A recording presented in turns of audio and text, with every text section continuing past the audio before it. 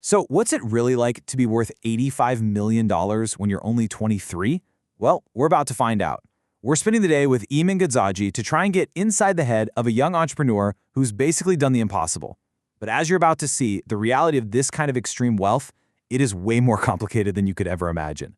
Let's get into it. $85 million. Let that sink in for a second. Just to put that into perspective, if you were earning $50,000 a year, it would take you 1,700 years to get there. It's an insane amount of money. But honestly, that isn't even the most shocking number. This is. 23? I mean, think about it. At 23, most of us are just trying to figure out our careers, maybe pay off some student loans. He's already reached a level of financial success that's, well, it's pretty much unimaginable. But does having it all at such a young age really mean he's living the dream? The answer is probably going to surprise you. Okay, so welcome to Eamon Gadzaji's life. We're in a $50,000 a month villa on Dubai's famous Palm Jumeirah. This is what success is supposed to look like, right? The ultimate dream. Or is it? Because the second Eamon starts talking, that whole illusion of a perfect life, it just starts to crumble.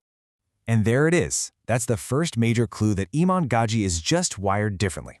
He's standing in this ridiculous multi-million-dollar villa, a place most people would kill for, and his very first thought is to point out all its flaws. Now, this isn't just him complaining. It's a real glimpse into the kind of relentless, never-satisfied drive that made him who he is. You see, for most of us, there's a finish line, right? You know, a dream house, a dream car, something we work towards. But for Eamon, there is no finish line. He looks at a multi-million-dollar home not as a prize, but almost like a cage. Because in his world, there is always something bigger, something better, and something way more expensive just around the corner. His whole take on luxury is just not what you'd expect. He has a palace he's barely even slept in, he thinks Lamborghinis are kinda tacky, and he complains that Dubai, of all places, is terrible for shopping.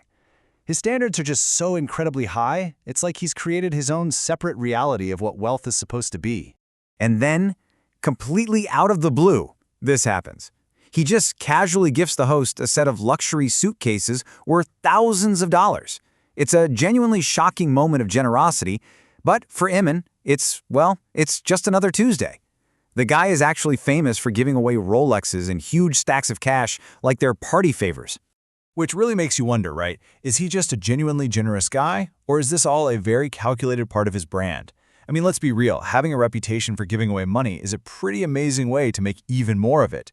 It's this super blurry line between kindness and marketing, and it leaves you wondering, who is the real Eamon Gadzaji? Okay, so we've seen the glitz, we've seen the glamour, but what about the grit? How does a 23-year-old who came from a broken home build an $85 million empire?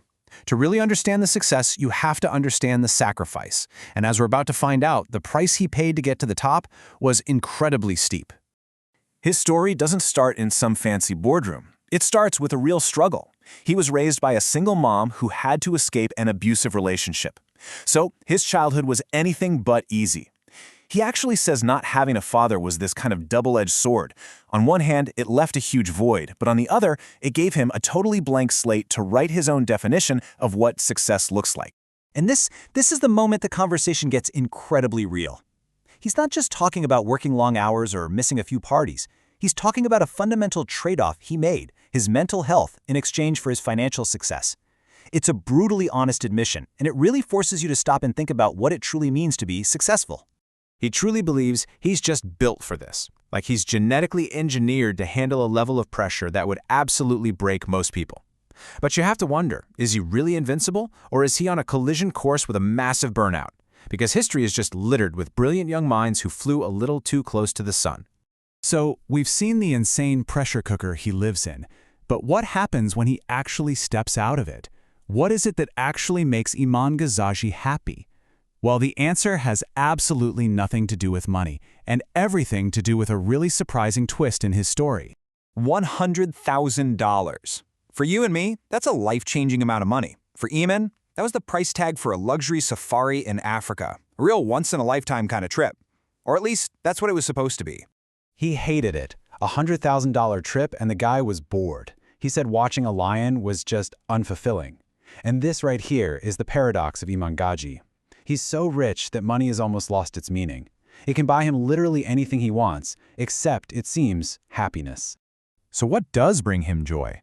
Turns out it's not a five-star hotel, but a tent in Nepal. Not a fancy Michelin star meal, but just a simple walk through Paris. It's this beautiful irony, isn't it? His immense wealth has taught him that the best things in life really are free. His money gives him the freedom to chase these simple pleasures, but it can't actually buy the feeling that they give him. And this whole philosophy applies to how he spends his money too. For example, his $2.5 million watch collection isn't just some frivolous expense, it's an investment. He doesn't see these luxury watches as status symbols, he sees them as wearable assets. He gets to enjoy wearing a masterpiece for a year, and then he can sell it, often for a profit. It's a total baller move, but you know what? It's also a really smart one. After spending a whole day with Iman Gadzhi, there's one question that just keeps coming up, again and again. Does this guy just think he's better than everyone else? Does he have a superiority complex? And if he does, is that the secret ingredient to all this success? The answer is, yeah, he does. But it's not just arrogance, it's a tool. To achieve what he's achieved, you can't be like everybody else. You have to truly believe deep down that you are destined for more. That so-called superiority complex, it isn't a bug, it's a feature. It's the engine that powers the entire machine.